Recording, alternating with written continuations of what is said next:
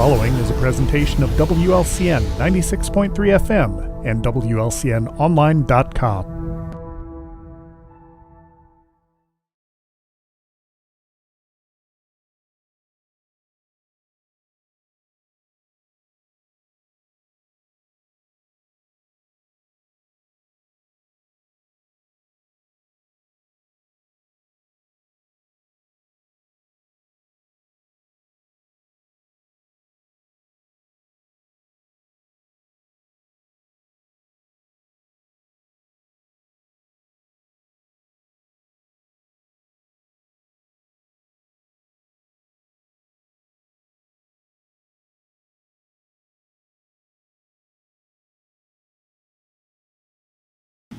It is 4:02 p.m., time for the 4 p.m. 411 on WLCN 96.3 FM. I am Lloyd Kirby, Marketing Manager at WLCN, and we will be here for the next 30 minutes.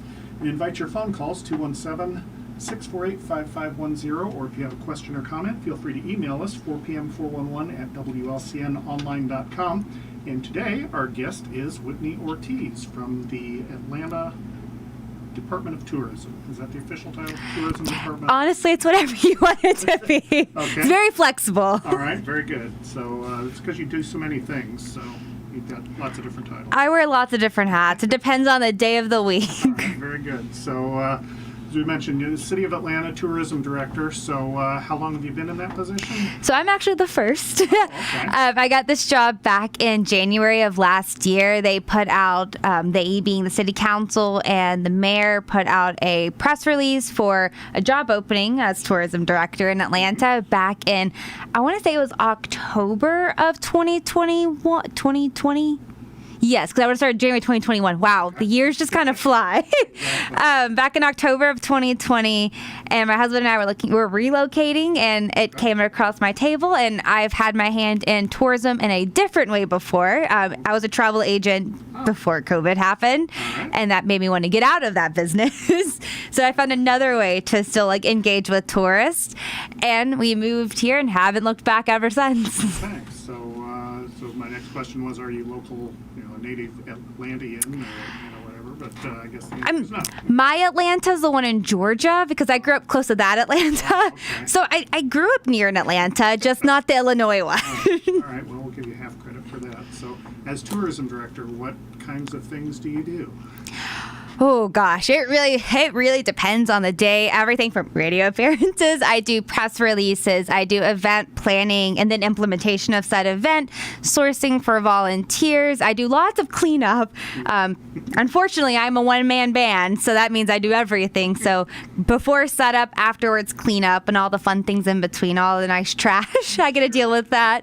I also do, what else? So social media, I'm the face behind that, working with advertisements for news, Facebook, anywhere you name it, coordinating photographers and videographers to come and get content for social media, archives diving, research, grant writing, grant searching, meetings just to network and get Atlanta out there, outreach to car clubs, tour groups, organizers, you name it.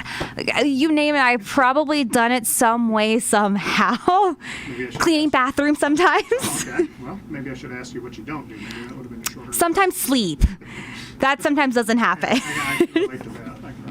So, what sort of, what is the population of Atlanta roughly? Roughly, so the sign still says 1,800, but based off of the 2020 census, I think it was 2,100 was the census results, but that's not on the sign yet. So according to the sign, 1,800. Okay, so small town nonetheless. So. Oh yes.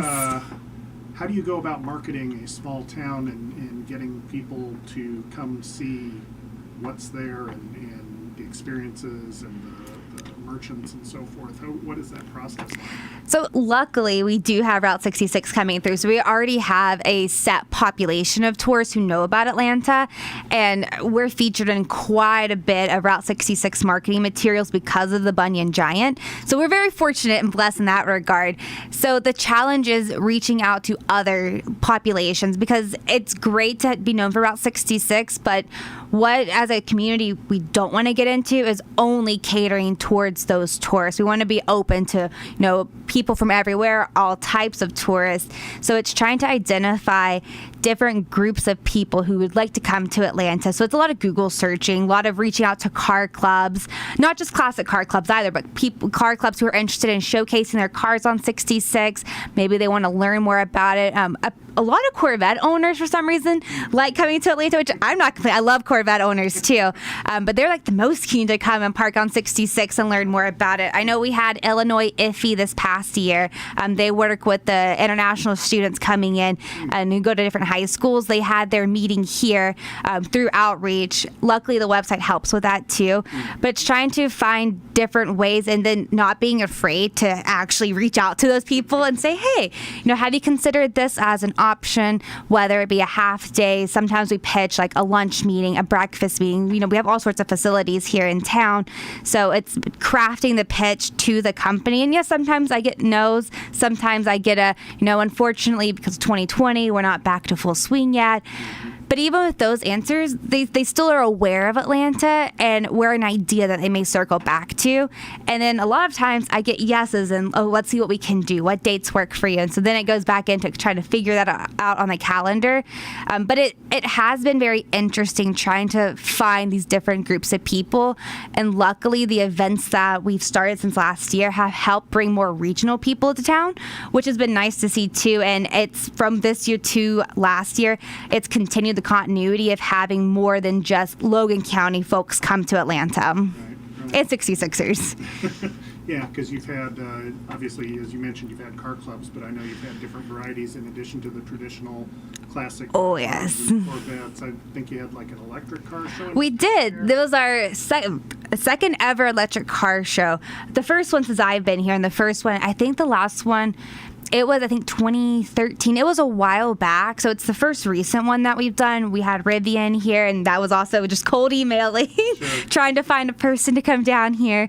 And, it works out. People do like to come and participate. It just takes somebody actually saying, oh, let's email Rivian. Why not? Or let's email this big group over here because, chances are people just haven't thought about doing that. Right. And so, as we said, Atlanta being a small town, but you do have lots of resources within the town. Also within the county, I've seen on social media where you've sort of partnered with the Logan County Tourism Bureau on a lot of different projects. Oh, yes, which has been really nice. A lot of it is like us, Alice, the tourism director for Logan County, and myself just kind of brainstorming different ways to be more county focused and then bringing in those people to the counties. Like I said, not just 66ers either, but, people who live in the county who, maybe they haven't been to Atlanta in a little bit because they're at the bottom of the county. So how can we get them to come and just really, see what it's all about? And even if it's just for one day, it's still something they haven't done in a while. So just getting them out and about, it's really nice. And we've been looking at hopefully doing some more different countywide events in 2023. I'm not quite sure if we'll be able to implement them this soon, but there are some bigger countywide events that may or may not involve a bus tour coming this way. Hopefully, fingers crossed. All right. So our guest is Whitney Ortiz, the tourism director with the City of Atlanta. Once again, if you have questions or comments or maybe ideas for possible events, or if you've attended an event and want to give some feedback, 217-648-5510, the number to call.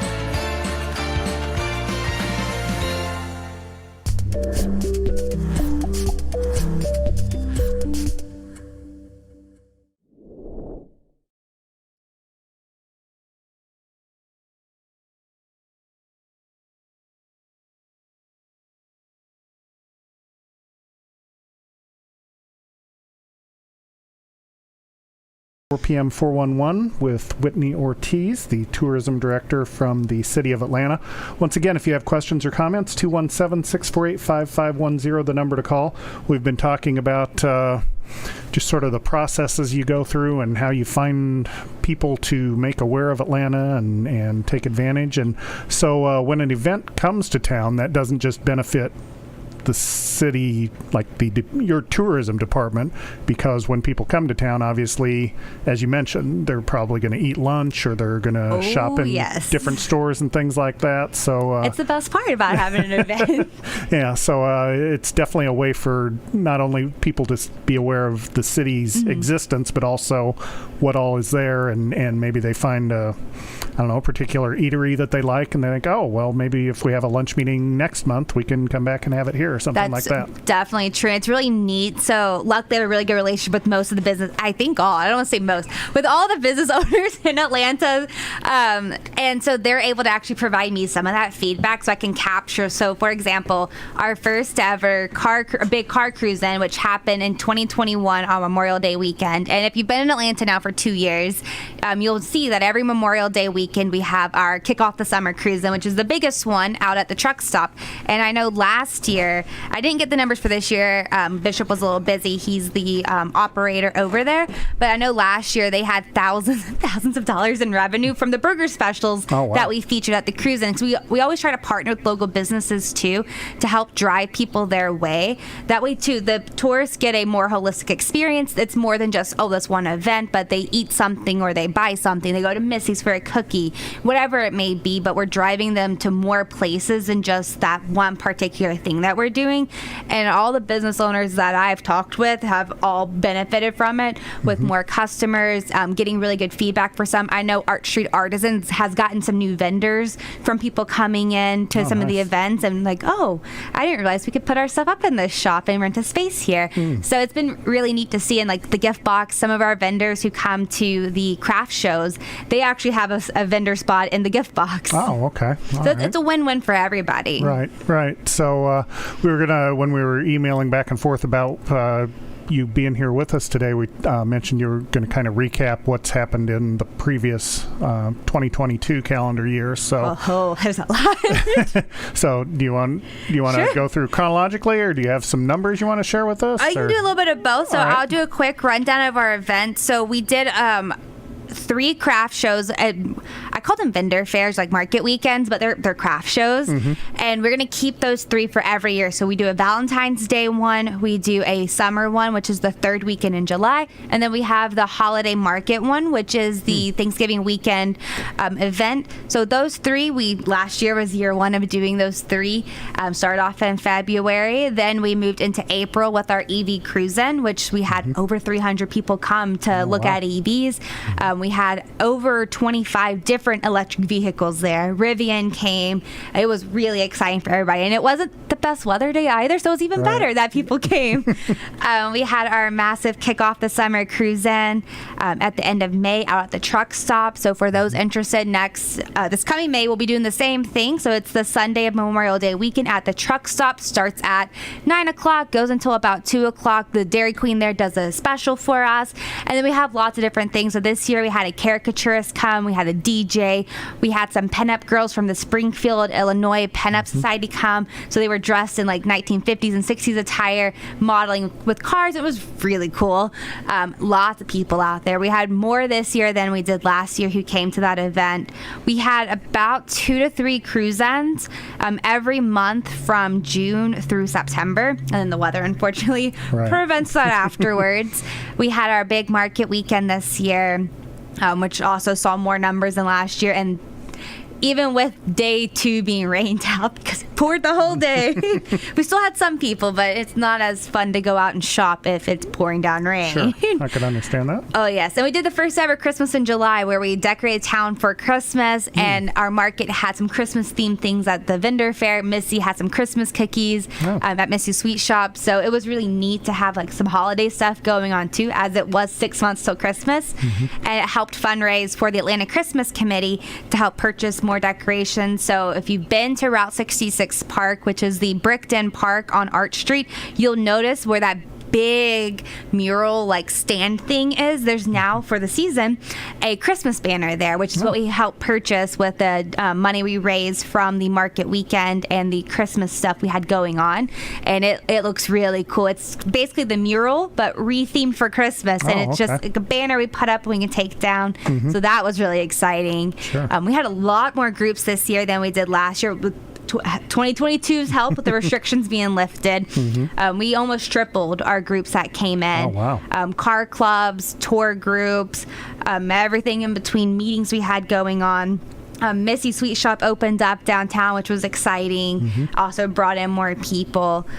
What else did we do? We had the 13 Nights of Halloween this year with the Haunted Museum. We had our second ever Christmas parade on Route 66, which was even better than last year's. Last year's was the first, and the first has its hiccups. Sure. So this year the hiccups got smoothed out, Very good. and it rolled a lot more smoothly. And really, we've just had a lot going on here in town. From the number side of the house, we had 25% more hand-counted tourists this year. And what I mean by hand-counted tourists is tourists that have come to events that we can count them at, to the museum events, so cruise ends, tour groups, guided tours, those sorts of things. Market weekends, and they're all counted by hand, and we don't double count. So that's a lot. The number of those who drove 66 and didn't come to event, if I had to guesstimate, would be easily double that number.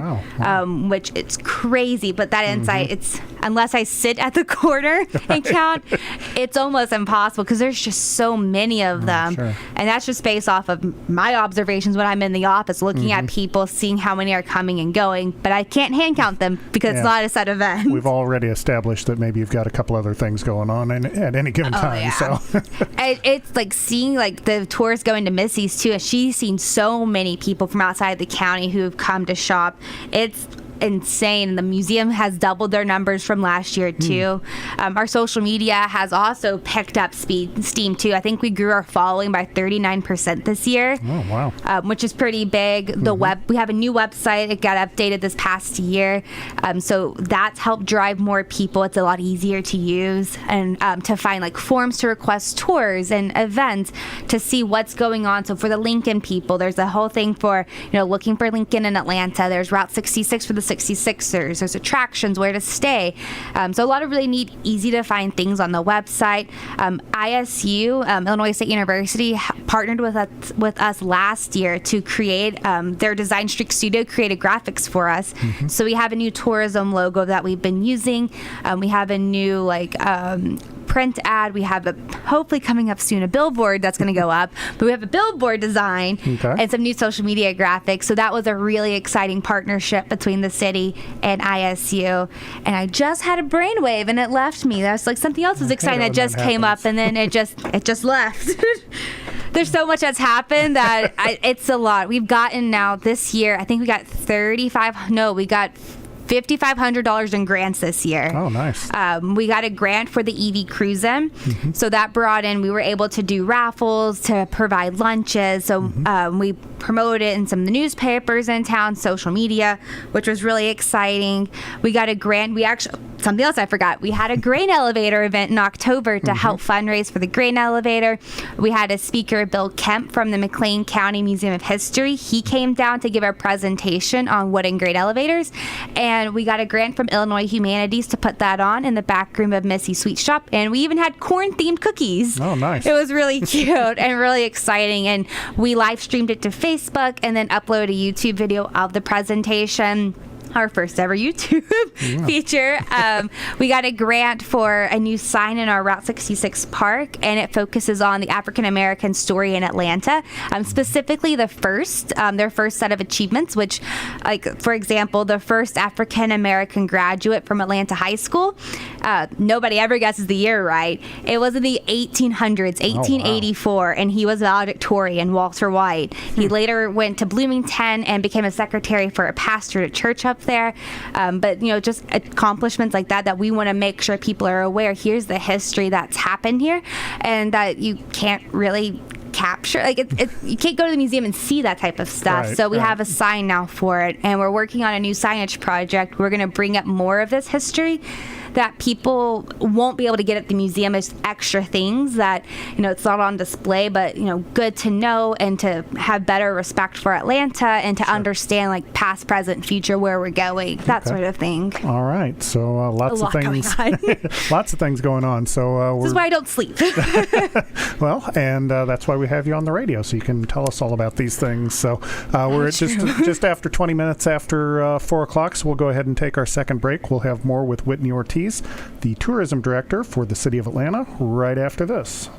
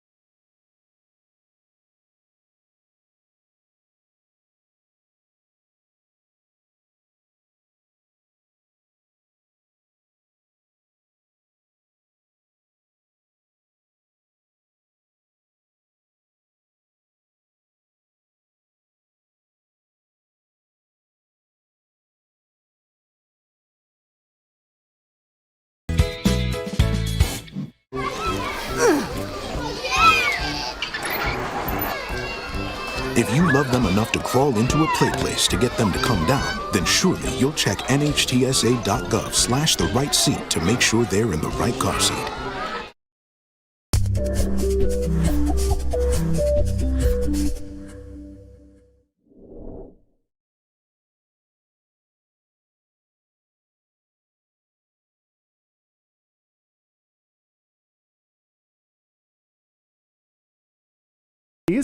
Here on WLCN 96.3 FM.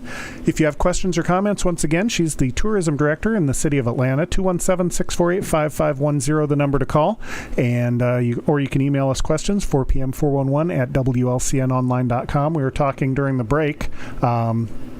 Events obviously attract a lot of people, and you said coming this spring there's going to be not a new place for folks to stay, but a revamped place for folks to stay. Do you want to tell us a little bit about that? Yeah, so I'm sure a lot of people in town, they know the drama. They know the tea before I do sometimes. They may have noticed that there was a big, massive, trash bin outside the Atlanta Inn, and that was not an accident. The Atlanta Inn is actually undergoing new ownership, so it's been bought out by a boutique hotel group. I forget where they're based at, but they have 3 boutique hotels, and we're going to be the 4th. It will be renamed, so it will not be Atlanta Inn, but I do not yet have the new name for it. Last I spoke with the owner, they were going back and forth between a couple, but he did not reveal them to me, unfortunately. Okay. I did give my opinions, though, about, Route 66 needing to be somewhere in there, and Atlanta somewhere in the name. Sure. But it will be completely redone, so the inside's actually been gutted, and they're going to bring in all new stuff, and it sounded really cool. There's going to be a check-in, check-out system where you just like scan and your key comes out of this little locker parcel.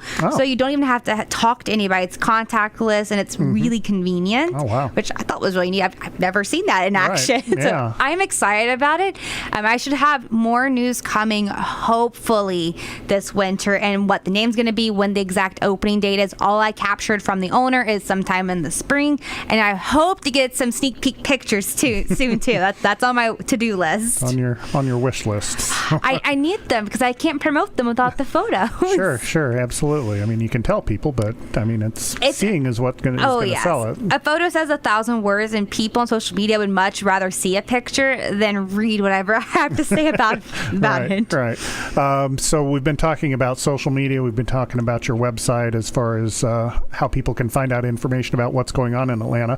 What are those specific like social media handles, or what's your website address? So if people are interested, they can hop online and check you out. So the website is atlantaillinois.org, and there's a specific tab for tourism. It's Discover Atlanta, and within that's where you can find all those sublinks, including requesting a group meeting or a group tour.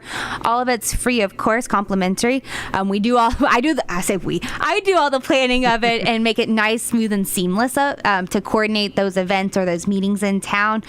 Social media wise, we have Facebook and Instagram. Both accounts are Visit Atlanta, IL, and they're also linked on the website on the home page of atlantaillinois.org. You can scroll down and it shows like a little Facebook preview. You can click on that follow button so you get notified of things that are going on in Atlanta. I try my best to build the events on Facebook too. They're built into the website. Sometimes I forget to put them on Facebook, but I've gotten better about it. That's good. That's where the events will be too. We also post them all over town, the old-fashioned way, by using a clipboard and by just taking that tack, pinning it to it. And also, they're outside City Hall in Atlanta on Vine Street. There is a big, LED sign. And on the LED sign, if there's anything coming up event-wise or alert-wise, it's featured on that sign too. Okay. So we've been talking about you are the tourism department, not just the director. But I'm a we. Exactly. So, but as you've also mentioned here, you couldn't do your job without the partnerships from folks in town and different businesses and organizations. Just one thing I've noticed during my time here is it seems like you do a lot of promoting and a lot of events in conjunction with the library/museum. So it makes it the best for both of us. And honestly, even with the businesses in town too, nobody loses. If anything, they just get more people to come. That goes for the museum. That goes for whatever business we partner with. The library is really great. I get along really well with the ladies who run the library and with the library board, and so we're very fortunate to have that great partnership. We use their space quite often and regularly for events, and if we didn't have that partnership, I don't know if we'd be doing nearly as many events or getting people as involved. So we're very fortunate. I'm very fortunate to have that partnership. I'm used to the we's on social media. It's hard going to the I. Understood. And very fortunate to have that partnership. And we also help promote. I also help promote the library too on the Atlanta page. And I've been lucky to get photos. See, there's the we again. I've gotten a photographer to come and take some really cool photos of the library. So it's helped to promote the library because it's also an attraction on Route 66, and a lot of travelers like seeing the historic library as well. It's also a Harvest host site where people can come and stay in their RVs for the night in the parking lot. So it's been incredibly beneficial. I also have partnerships with pretty much every business in town.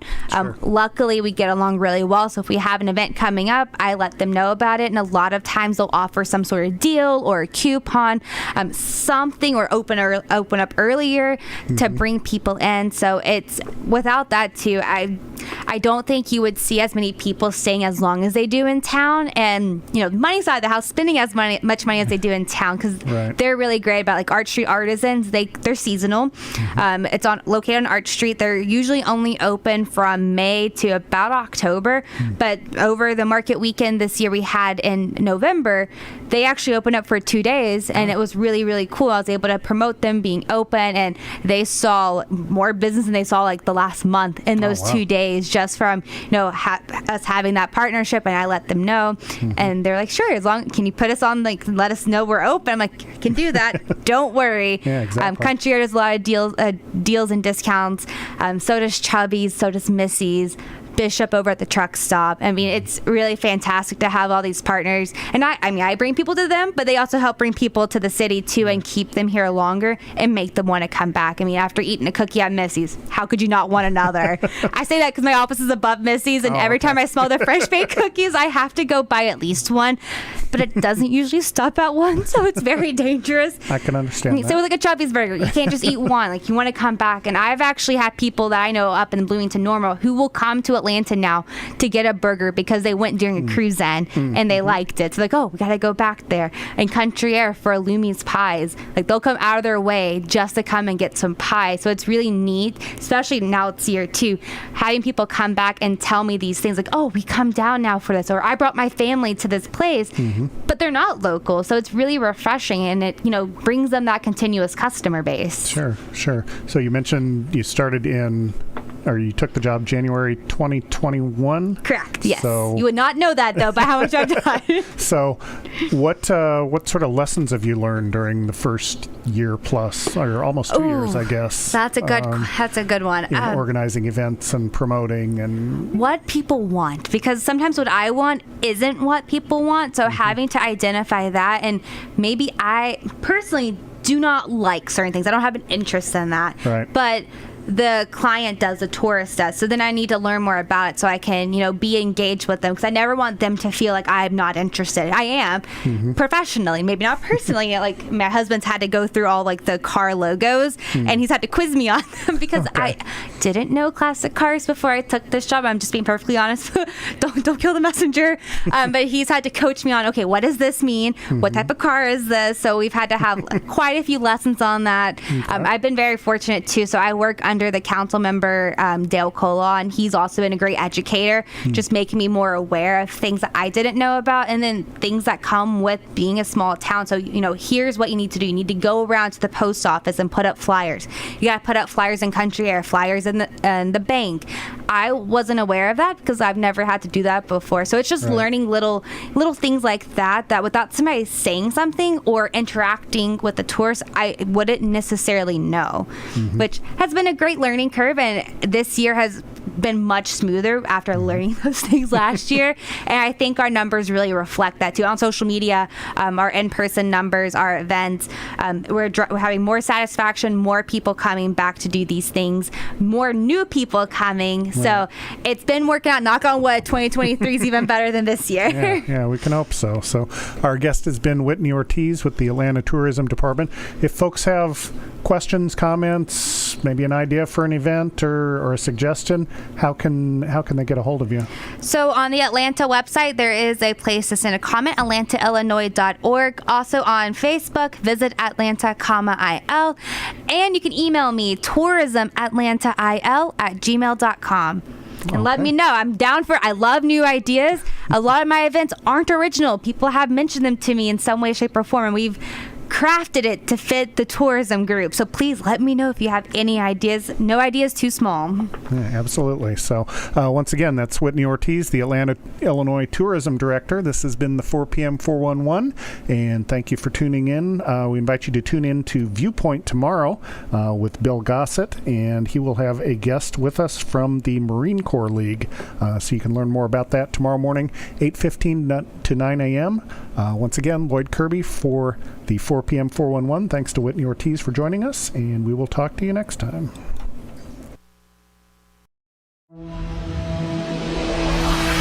The preceding program is a presentation of WLCN 96.3 FM and WLCNonline.com.